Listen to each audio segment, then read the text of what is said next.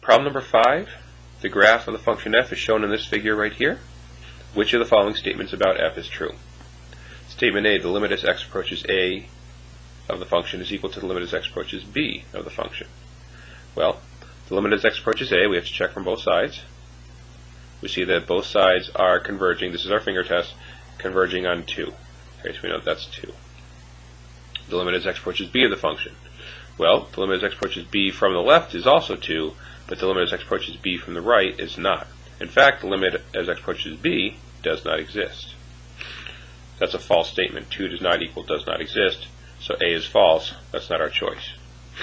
B, the limit as x approaches a of the function is 2. Well, we just proved that in part A, so we're actually done here. Okay. That being said, let's quickly look at the other ones. The limit as x approaches b of f of x is equal to 2. Okay, well, we just said that, well, wait a minute. If this was just 2 from the left, that would be okay. But 2 from the right does not approach 2, so this limit actually does not exist.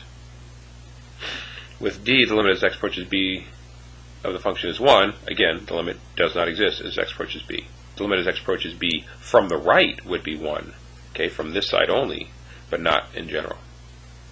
The limit as x approaches a of the function does not exist. Well, we've proven already that it's equal to 2, and again, it's the idea of the finger test. From this direction and this direction, they both head towards 2. With number 6, we're told a is not equal to 0, and the limit as x approaches a of this function needs to be found.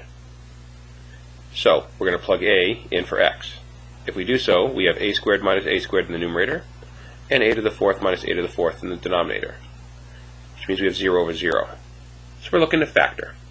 Well, a to the 4th minus a to the, x to the 4th minus a to the 4th, that's the difference, because we see subtraction, of 2 squares. Right, so we can factor this denominator, like we've been doing in lots of classes. X to the 4th is x squared times itself, and a to the 4th is a squared times itself. Right, one of them gets a plus, one of them gets a minus. That's our new denominator. Our numerator is still x squared minus a squared, which is good because now we have x squared minus a squared here in the numerator and there in the denominator. What can we do? Exactly, we can eliminate them. When we cross them out, they produce 1s. So now we're interested in the limit as x approaches a of 1 over x squared plus a squared.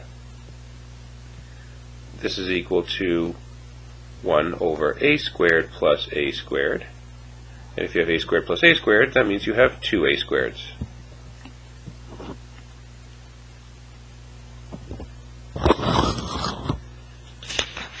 Finally, on this page, number 7, graph of f. Go up a little bit higher, get it all on the screen. Okay. The domain is from 0 to 4 for x. Right? Every point on this domain is defined. Which of the following statements are true? The limit as x approaches 2 from the left. Okay, here's 2. We're going to approach from the left. It definitely exists. Okay, that function is heading towards some value. We don't know what that value is, but it's definitely heading towards some value. So that's good. Roman numeral 2, the limit as x approaches 2 from the right of the function exists. Well, now we're interested in approaching 2 from the right. That is also true. We are definitely heading towards some value, we just don't know what it is. Finally, the limit as x approaches 2 of the function exists. This means the limit as x approaches 2 from the left and the limit as x approaches 2 from the right must produce the same value. But one is heading up here, the other is down there. Again, if we're doing the finger test, the fingers will not end up touching. This is false. So we're asked which ones are true. That's 1 and 2.